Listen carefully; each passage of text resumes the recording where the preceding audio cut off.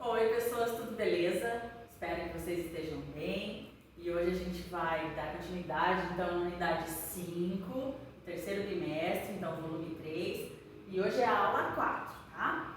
Então lá na página 6 do teu livro didático, começa lá com organização celular, tá? Organização celular, gente, tem a ver então com uma característica dos seres vivos. E aí, se a gente seguir lá a página 6 do livro didático de vocês, ela está falando assim, que entre as características que os seres vivos podem apresentar, destaca-se a presença de células, que são consideradas as unidades estruturais e funcionais dos seres vivos. E aí, gente, olha só, a única exceção aqui de seres que não apresentam células são os vivos. Então tem até uma grande situação aí não resolvida ainda na comunidade científica com relação aos vírus. Por quê? Os vírus não são formados por células, né? Então eles são acelulares. E aí eles precisam de outros seres para poder se desenvolver, para poder se reproduzir e continuar a perpetuar a espécie deles, né? E aí é a grande situação crítica na comunidade científica, porque tem cientistas que dizem que eles são seres vivos, já que eles se reproduzem, já que eles conseguem perpetuar a espécie, mas tem cientistas que dizem que não, que os vírus não são seres vivos, porque eles são parasitas intracelulares obrigatórios, e por causa disso, por serem parasitas, que eles precisam de outros seres para poder se reproduzir e continuar a espécie, é que eles não são considerados seres vivos. Então, assim, a gente segue o que o material didático de vocês diz e o que a maioria dos cientistas acredita, tá? Que eles não apresentam célula e são considerados seres vivos, tá? São considerados seres vivos pelo material didático de vocês, então a gente segue essa ideia, tá? Mas é importante que vocês saibam que vocês vão encontrar muito material dizendo que eles não são considerados seres vivos, tá bom? Enfim, vamos então falar de células, né? Os seres lá que são formados por uma única célula, eles são chamados de unicelulares. Uni é uma, né? E celulares vem de célula, então unicelulares, como as bactérias e os protozoários. Normalmente microscópicos, né? E os seres constituídos por diversas células, então muitas células, são multicelulares. Vocês também vão ouvir o termo pluricelulares também para muitas células, tá? Como os animais, as plantas e a maioria dos fungos. Daí lembrando, quem não lembra lá o que é fungo, né? Cogumelo, é mofo, bolor, então são fungos. Seguindo lá, vamos voltar. As células são muito pequenas e a maioria só pode ser visualizada por meio de microscópios, né? Existem células que a gente consegue visualizar a olho nu, mas a grande maioria com microscópio. A gente vai fazer aula prática, infelizmente não podemos fazer juntos, mas aí eu faço a aula e vocês observam aí, tá? E aí a gente tem aqui alguns exemplos de células. Então essa primeira imagem aqui é uma ameba, tá? É um ser unicelular. Na segunda imagem aqui a gente tem várias células vegetais, então a gente vai ver na sequência ali as células vegetais como elas são. E na terceira aqui o embrião humano com duas células. Então duas células formando um embrião humano, claro que depois essas células vão se dividindo lá por mitose, e aí várias células vão se formando. A gente vai estudar a mitose lá no 8º ano, tá, gente? Então, ainda lá na página 6 do livro didático de vocês, está falando que as células, elas têm lá grande variedade de formas, de funções, de tamanhos, mas elas têm basicamente uma mesma organização. E com relação a esse tipo de organização, elas são classificadas de duas formas. Então, as células elas podem ser procarióticas ou eucarióticas. E aí tem lá explicando como que são realizadas essas classificações, mas para vocês entenderem bem, percebam aqui. Vocês estão vendo que tem um material genético aqui, que é o DNA. Então é assim, gente, quando o material genético está solto assim, ó, igual essa célula aqui, igual nessa célula, quando ele está solto, a gente diz que a célula é procariótica. E quando ele está dentro de um núcleo, então tem uma membrana protegendo esse material genético, a gente diz que ela é uma célula eucariótica. Então diz ali, ó, célula procariótica não apresenta a membrana delimitando o material genético. Então, em torno do material genético não tem membrana nenhuma. Tá? E, então, a principal membrana lá que apresenta é a membrana plasmática, que fica fora ali da célula, a gente já vai explicar, tá? Fica na extremidade da célula. E os organismos formados por células procarióticas são denominados procariontes. Todas as bactérias são procariontes. E a célula eucariótica apresenta o material genético isolado do citoplasma por meio de uma membrana que envolve o núcleo, como eu falei para vocês. Os organismos formados por células eucarióticas são denominados eucariontes. Animais, plantas, protozoários e fungos são formados por células eucarióticas. Então vamos comparar um pouquinho aí essas células. Então, essas imagens aqui, elas estão distribuídas no livro didático de vocês. Começa com essa daqui, depois eu vou colocar mais duas para vocês poderem comparar os três tipos de células aqui, tá? Então, olha só, gente, essa primeira célula aqui é um desenho, né, esquemático, então não tem a ver as cores, tá? Não quer dizer que são essas cores que formam a célula, são cores fictícias, tá bom? E aí ela representa uma célula de uma bactéria. Como que a gente sabe isso? Porque o material genético está ali, ó, solto no citoplasma. Ah, mas como que é então o material genético dentro do núcleo? Então está ali, ó, uma célula em que o material genético fica aqui, ó, dentro do núcleo. Essa região aqui central, então dentro do núcleo fica aqui o material genético, tá? Então, essa primeira célula aqui, uma célula procariótica. Célula, por exemplo, lá das bactérias. As bactérias são organismos com células procarióticas, tá? E esse segundo exemplo aqui, célula eucariótica. Então, os animais, os fungos, né, tem esse tipo de célula aqui, tá? E mais um exemplo aqui é a célula vegetal. A célula vegetal também é uma célula eucariótica. Por quê? Porque o material genético fica aqui dentro do núcleo. Então, ó, observe que tem o núcleo, né? E o material genético fica aqui dentro. Então, células animais e células vegetais são células eucarióticas. Material genético dentro do núcleo, tá? E aí, vamos falar um pouquinho, então, as estruturas que existem na célula eucariótica. Então, a maioria dos seres vivos, né, possui esse tipo de célula, e aí ela é formada basicamente por três estruturas fundamentais, tá? A estrutura mais externa aqui é a membrana plasmática. Então, na membrana plasmática acontece lá a seleção do que vai entrar e do que vai sair da célula, tá? Então, essa membrana plasmática, além de selecionar isso, ela protege a célula também, tá? Então, tem aí as funções dela, né? Ela é o revestimento lá externo da célula, que vai proteger e vai selecionar o que entra e o que sai da célula, tá? Aí dentro, a gente já falou que tem o núcleo, né? E o núcleo é onde fica o material genético, então ele coordena toda a atividade celular, além de transmitir as características hereditárias. E aí, entre o núcleo e a membrana plasmática, fica o citoplasma. O citoplasma é uma região gelatinosa onde ficam as organelas, que são todas essas estruturas aqui ao redor do núcleo, tá, gente? Gente, lembrando que falei para vocês lá com relação às cores, né, aqui também, tá? Essas cores são fictícias.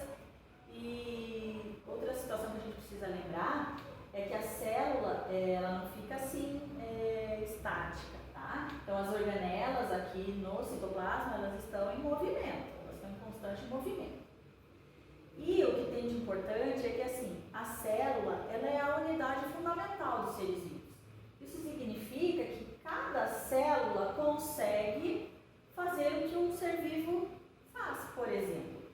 Quando nasce a célula, ela vai se desenvolver, aí ela faz lá a digestão, a respiração, a excreção, até a morte, tá, gente? Então, a gente diz que ela é a unidade fundamental porque uma única célula consegue realizar todas as ações aí, todas as situações que um ser vivo realiza, tá? E aí, como eu falei para vocês das organelas, a gente vai falar um pouquinho sobre as principais organelas que existem na célula, tá? Então, a gente vai começar falando da mitocôndria. As mitocôndrias, elas são as organelas que têm essas membranas aqui e elas são super importantes porque elas são responsáveis pela produção de energia. Então, se a gente pensar no organismo humano, as nossas trilhões de células, né, tem as mitocôndrias e são as mitocôndrias responsáveis pela produção de energia, tá? Como que elas fazem essa produção da energia? Então, ó, elas vão utilizar o oxigênio vindo do ar e os nutrientes absorvidos dos alimentos, em um processo chamado de respiração celular. Então, lá dentro da célula, as mitocôndrias vão realizar esse tipo de situação, tá? Esse tipo de processo lá da respiração celular. As células que necessitam de muita energia apresentam uma grande quantidade de mitocôndrias. Então, se vocês quiserem acompanhar essa parte aqui, está lá no livro didático de vocês, lá na página 7. Estão falando das mitocôndrias. E aí eu coloquei a imagem da célula animal para vocês observarem ali onde está a mitocôndria. Ó, tem uma ali, outra lá, tá? Então, lembrando que as mitocôndrias, assim como as outras organelas, elas se movem aqui dentro de cada célula, tá bom, gente? Na sequência, a gente vai falar dos ribossomos. Então, os ribossomos estão lá na página 8 do livro didático de vocês. E eles são responsáveis pela produção de proteínas. Os ribossomos, gente, são esses pontinhos aqui, tá? Então, para que servem as proteínas que eles produzem, né? Então, as proteínas são o principal material de formação dos músculos, do sangue, da pele e dos órgãos internos. E aí, as proteínas também são os nutrientes necessários para o reparo dos tecidos do corpo, para formar hormônios, anticorpos, vitaminas, ou seja, a gente precisa muito de proteína no nosso organismo e graças aos ribossomos que elas são produzidas, tá? Então esses pequenos, aqui eles colocam lá pequenos grãos, né, que são os ribossomos, então são esses pontinhos aqui, tá? E normalmente os ribossomos eles podem estar soltos assim no citoplasma ou grudadinhos ali, aderidos, né, no retículo endoplasmático. Retículo endoplasmático. Retículo lembra rede, então é uma rede de canais onde as substâncias são transportadas, tá? Então, ali na célula novamente, para mostrar para vocês, olha como tem vários ribossomos ali no citoplasma, né? E aqui o retículo endoplasmático. Então ele tem ali alguns ribossomos aderidos à membrana dele e outros ribossomos ali soltinhos, tá? Daí na sequência tem o complexo golgiense. Ele tem esse nome porque é em homenagem a um cientista que tinha o sobrenome Golgi. Então até antigamente era chamado complexo de Golgi, aparato de Golgi. E daí, com o passar do tempo, a comunidade científica achou melhor mudar o nome, mas não deixar de homenagear o cientista. Então, por isso que mudou para complexo golgiense, tá? E o que é o complexo golgiense? Então, é uma rede aí de bolsas, né? Então, são várias bolsas, aqui eles falam sacos achatados, então, as bolsas achatadinhas ali, que servem para armazenar também para separar substâncias que são produzidas pela célula, tá? Aí tem um exemplo no livro didático de vocês. E aí, para a gente observar na célula, tá ali, ó, o complexo golgiense. Vejam a diferença dele com o retículo endoplasmático, tá? O retículo, ele tem os ribossomos ali, às vezes ele pode não ter também, tá, gente? E o complexo golgiense são essas bolsas aí, essas vesículas que a gente chama achatadas, que servem para armazenar substâncias produzidas na célula, tá bom? Daí, na sequência, lisossomos, tá lá no finalzinho da página 8, tá, gente? Então, os lisossomos são essas vesículas aqui, essas organelas, que elas acabam se desprendendo ali do complexo golgiense e elas são responsáveis pela digestão celular, tá? E aí existem determinadas situações. Lembra que eu falei para vocês que a membrana plasmática, que é essa estrutura aqui na extremidade da célula, ela seleciona o que entra e o que sai da célula? Então, quando entra aqui alguma substância que a célula vai aproveitar, o que acontece? Essa membrana plasmática ela engloba essa substância, tá? E manda lá para o citoplasma. Então vejam aqui, ó, ela englobou a substância e foi mandando aqui para o citoplasma a substância, nesse caso aqui está verdinha, né? Então essa substância está entrando na célula e vejam que está a membrana plasmática, um pedacinho dela que englobou ali a substância, né? E aí vem o lisossomo e faz a digestão, ou seja, ele absorve ali para a célula o que a célula vai precisar dessa substância. Então faz ali a digestão, assim como o organismo humano, né? A nossa digestão acontece o quê? A absorção dos nutrientes que são importantes para o nosso organismo.